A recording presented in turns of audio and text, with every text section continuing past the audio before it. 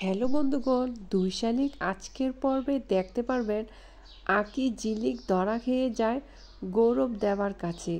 Like দিয়ে বিস্তারিত জানতে থাকুন।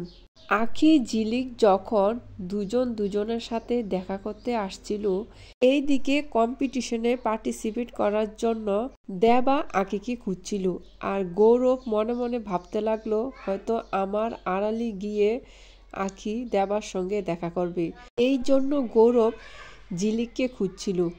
আর ঝিলিক আখি দেখা করার জন্য উতলা হয়ে উঠছিল, কারণ গৌরবের বাবা ঝিলিককে বলছিল বস্তির লোক বাড়িতে ঢুকতে দেবে না, দেবাকে মেরে ফেলার হুমকি দিয়েছে আমার কাছে। সেই জন্য আমি তোকে বলতে এসেছি, তুই দেবাকে সাবধান করে রাখিস। পিয়ারকে আমাকে ধমক দিয়েছে দেবার ক্ষতি করার জন্য, কিন্তু এই কথা ঝিলিক আখির কাছে বলতে পারিনি।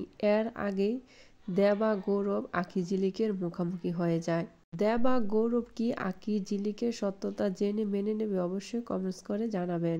পরবর্তী আপডেট শোনার জন্য আমার চ্যানেলটি সাবস্ক্রাইব করে রাখবেন।